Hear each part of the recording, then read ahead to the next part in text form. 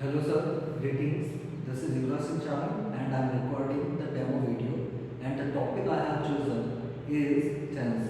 So let's get started with the topic. Now the question we have is, what is tense? So frequently when I ask different students about the definition of the tense, or I ask them to define the tense, then most of the students have answered that tense is time. But that's not true. Tense is not time, but tense represents time. Okay? Tense represents time through various verb forms. So let's talk about the different types of tenses, and mainly we have three types of tenses.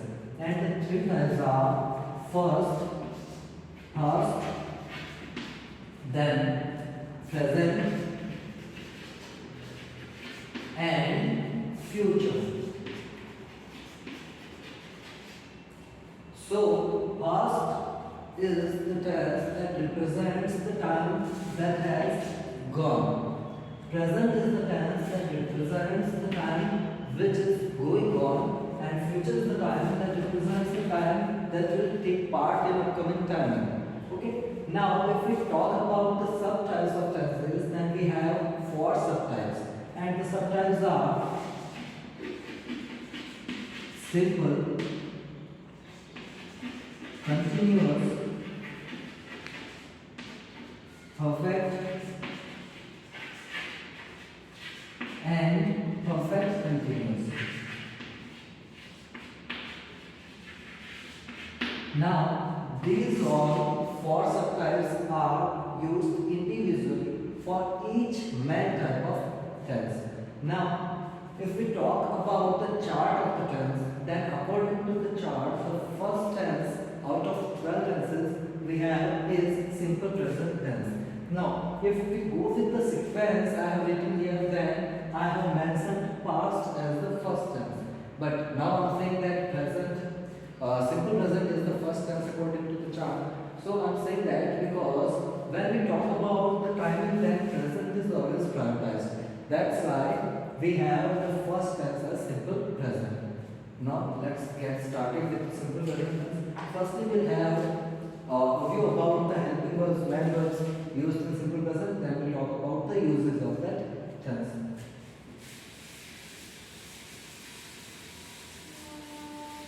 Before that, let me tell you about the syntax of framing a sentence. Now, as we have formulae in mathematics, same as that we have syntax in English. Syntax means the basic structure of the sentence. How do we frame a sentence? That is actually the syntax.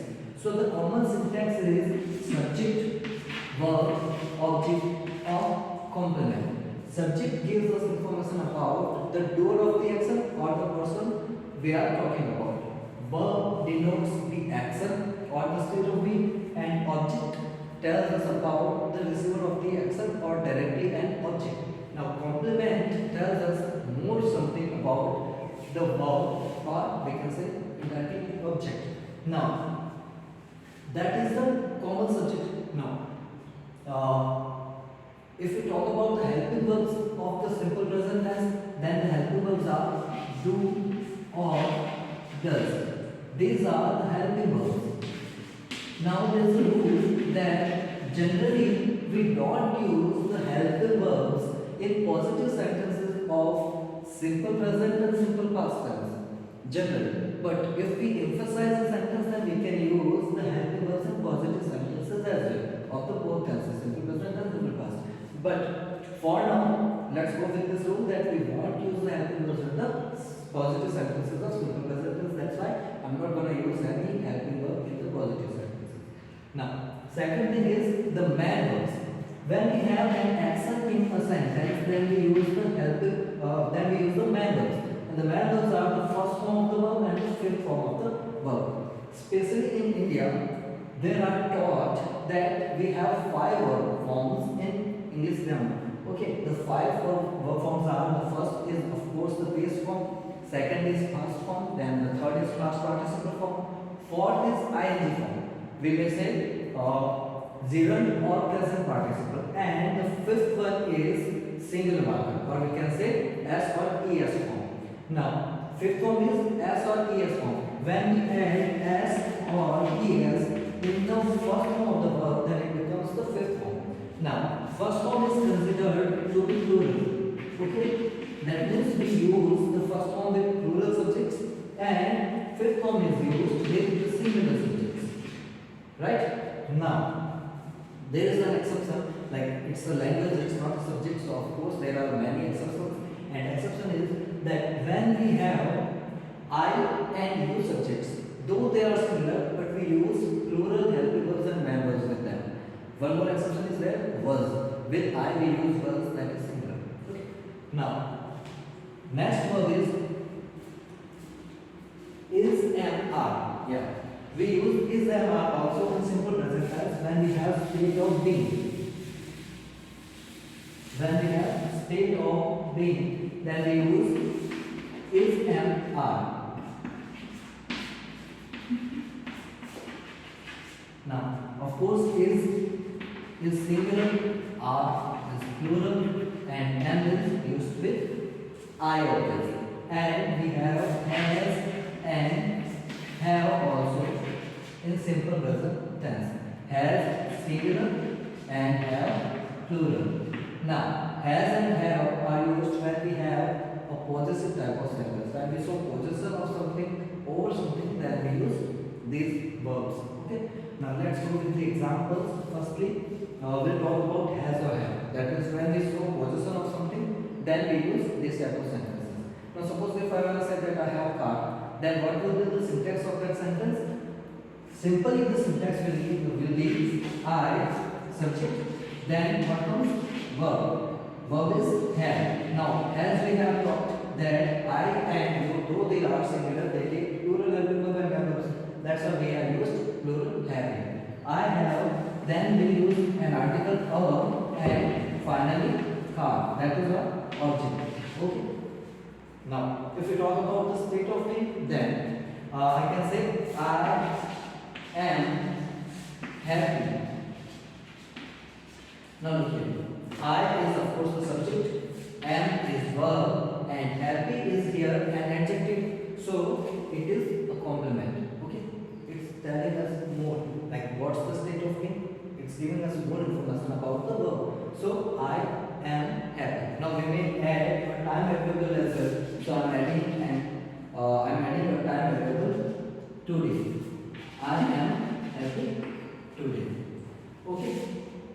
So this is the next thing. Now, if we have any action in a sentence, then we use either first form or the fifth form.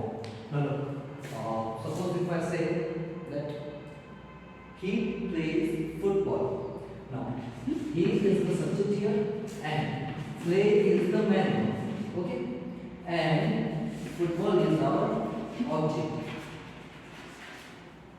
So now, as we have the subject third person singular, he, she, it, and third person singular, these subjects always take fifth form of the verb. Now it's first form, so we have to change this form in the fifth form. And how do we change any form in the fifth form? By simply adding s or es with it.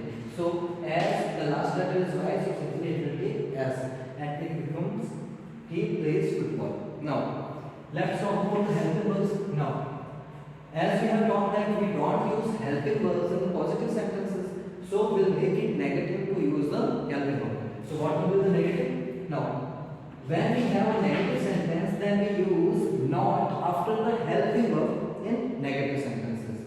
But we use not after the subject in interrogative sentences. Okay, so it's a negative sentence. We are talking about a negative sentence. So negative sentence will be no. If we talk about the verb, then verb is helping verb and main verb. Okay, so first we will place helping verb, then we will use the main verb. So according to the syntax, subject, then becomes verb. So in the verb, first we will use helping verb. Now he is singular, so singular helping verb is does in simple present tense. So we write does. He does, and as per the rule, we use not after the helping verb. So we write not here. He does not. Then there is another rule that with the five helping verbs, do, does, did, shall, and will, we always use the first form of the verb.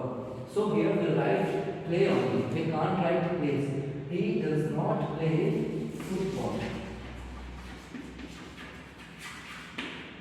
Okay. Now, while speaking, the natural way is using the contractions. So what will be the contraction of does not? It will be doesn't. So while speaking, we will always pronounce it like doesn't, not does not. He doesn't play football. Next, interrogative type of sentence. For interrogative, the syntax will remain the same. There will be no change in the syntax. Only will use the helping verb at the beginning of the sentence. So what's the helping verb? Does, as we have the sign subject he. So does he, then subject verb object, subject verb object.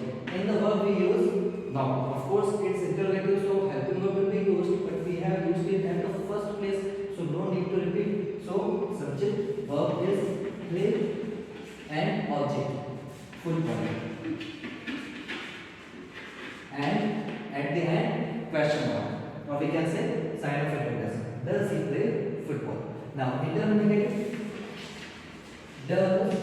Now just recall the rule. Rule is in interrogative sentences we use not after the subject. So he is our subject here. So does he not play football?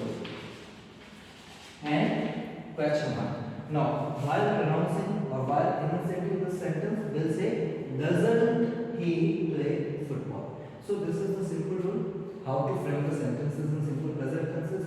Now, if we talk about the uses of simple present tenses, then simple present tenses is used when we talk about the universal truths or the general truths, when we talk about proverbs, when we talk about scientific facts, when we talk about regular actions or the habitual actions, and also we use the simple present tense in here and there sentences, like the sentences starting with here or there, and we use the simple present tense in new sentences also.